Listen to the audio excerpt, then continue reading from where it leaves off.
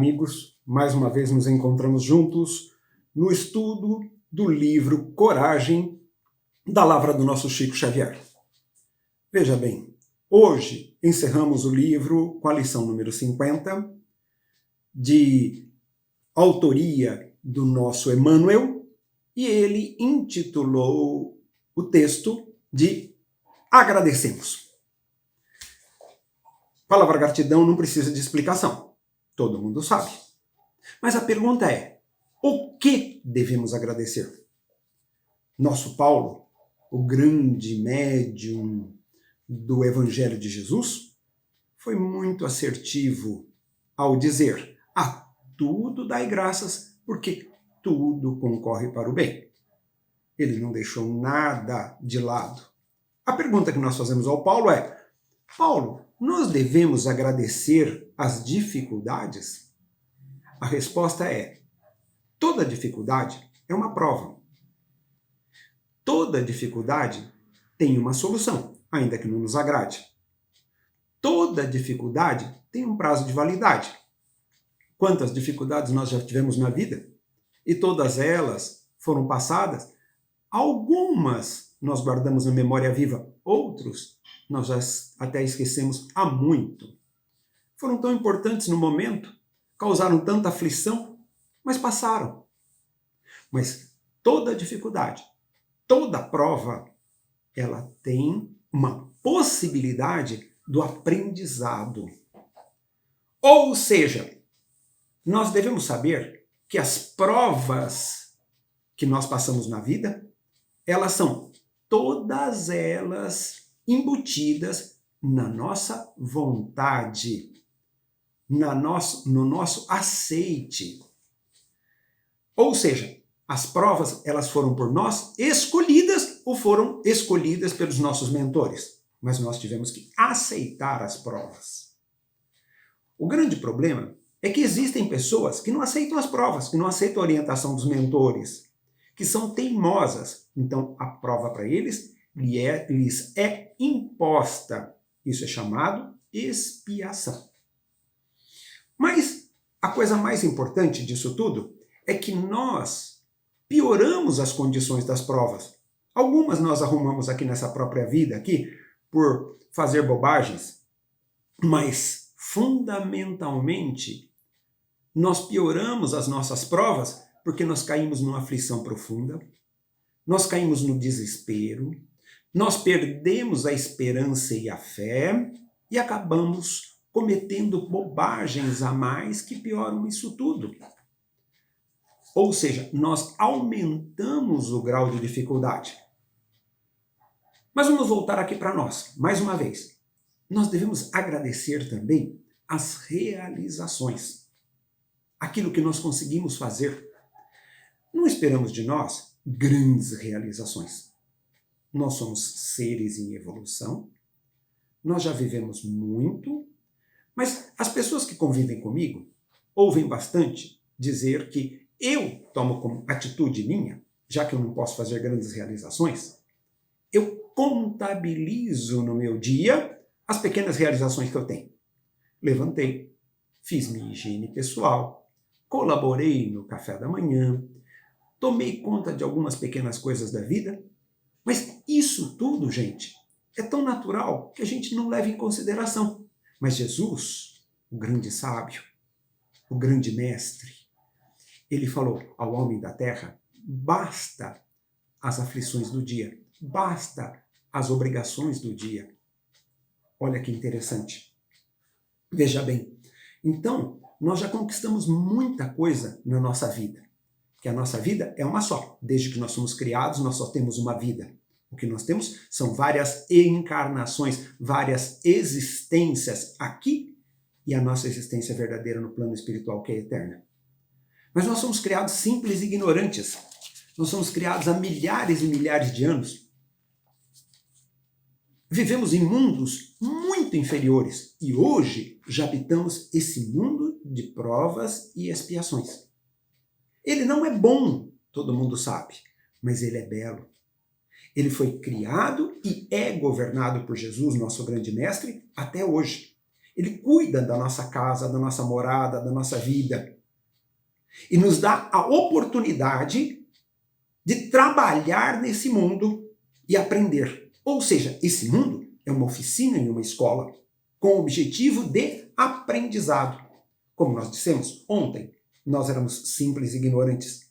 Hoje, nós já conquistamos a possibilidade do livre-arbítrio. Ou seja, nós temos a liberdade de escolha.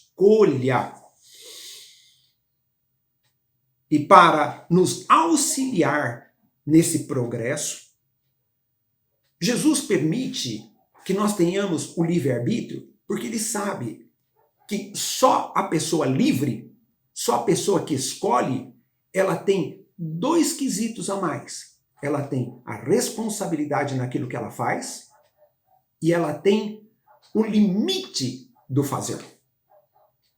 Tudo é escola aqui nessa terra. Então, mas para ajudar a gente, o que eles fazem? Jesus nos envia os nossos superiores, os prepostos para nos lembrar, nos auxiliar, nos alavancar no entendimento do tudo. Ele mesmo já esteve aqui, entre nós, em pessoa, e deixou seu legado através das revelações. A primeira revelação veio Moisés. Era uma lei dura, punitiva. Depois veio Jesus, a segunda revelação, com seu evangelho. É a lei do amor, é de justiça, mas é de perdão. E a terceira revelação, a doutrina espírita, ela vem falar-nos a razão, ao entendimento, a responsabilidade dos nossos atos. O próprio Kardec diz assim, que a doutrina espírita é uma obra de educação. Muito bem, os mensageiros, os enviados, são mandados constantemente para nos auxiliar, nos vigiar, nos alavancar. Jesus cuida de tudo aqui no planeta, mas é importante saber que diante de tanto cuidado, de tanto envolvimento, que nós somos objeto há tantos e tantos milênios, o que nós devemos fazer com tudo isso daqui? Primeira coisa é agradecer. Emmanuel foi muito claro nesse assunto. Mas assim, a melhor forma de agradecer é primeiro conhecer aquele que é objeto da gratidão. Então nós devemos conhecer o Evangelho de Jesus, nós devemos saber tudo do Evangelho de Jesus, e a doutrina espírita só vem alargar o entendimento desse fato. Mas, se nós sabermos, nós só somos ilustrados. Nós devemos então, para agradecer mais profundamente, praticar o que Jesus nos orientou, através do trabalho, pois só o trabalho desenvolve o homem, o fazer. E o fazer sem interesse no retorno, esse daí é conhecido como servir e popularmente conhecido como caridade. Por isso que a doutrina espírita tem como bandeira: fora da caridade não há salvação. Ou seja, fora do saber, do fazer, sem interesse, aí é que não existe evolução, porque aí está nosso objeto maior. Então, quando nós fazemos alguma coisa, seja por obrigação, seja por nossa vontade própria, mobilizando a nossa volitividade, o que acontece? Nós aprendemos naquele fato. Então, todo trabalho já tem um ganho imediato, tem um retorno imediato, que é o nosso aprendizado. Bom, diante de tanto que recebemos, e que é impagável, como nos ensinou Jesus na prece dominical, ele disse assim: olha só, Senhor, perdoe as nossas dívidas porque nós não podemos pagar. Nós somos objeto de tanto cuidado e de tanta atenção que não dá para pagar. Então perdoa as nossas dívidas, por favor. E Emmanuel, usando uma prece de gratidão, que é a única maneira que nós podemos fazer, porque a prece de gratidão, aquela voluntária, aquela que brota de dentro da gente, aquela que brota na nossa boca ou na nossa mente, do que está cheio o nosso coração, essa daí, Emmanuel traz esse capítulo final. E ele diz assim: Senhor Jesus, hoje Nós te agradecemos pela coragem de enfrentar, de olhar olho nos olhos as dificuldades criadas por nós mesmos. Hoje, nós te agradecemos pelas provas que nos aperfeiçoam o raciocínio e nos abrandam o coração. Pela fé na imortalidade, pelo privilégio de servir, pelo dom de saber que nós somos responsáveis pelas nossas próprias ações, pelos recursos nutrientes e curativos que carregamos em nós mesmos. Jesus disse assim, que o homem só terá solução quando ele for médico de si mesmo, quando ele dominar as suas capacidades de se curar. Hoje, nós utilizamos mais as nossas capacidades para nos adoecer. Agradecemos pelo reconforto de reconhecer que a nossa felicidade é do tamanho da felicidade que plantamos nos outros, pelo discernimento que nos permite diferenciar aquilo que nos é útil daquilo que não nos serve, pelo amparo da afeição, pela bênção da oração, pela tranquilidade de consciência, que é a única coisa que não podem tirar da gente.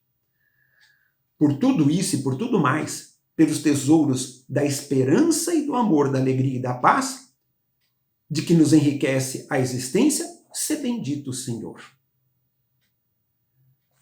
Mais uma vez, agradecidos pela oportunidade de estarmos juntos. Agradecidos a Deus nosso Pai, a Jesus nosso Mestre, por tudo que nos é dado.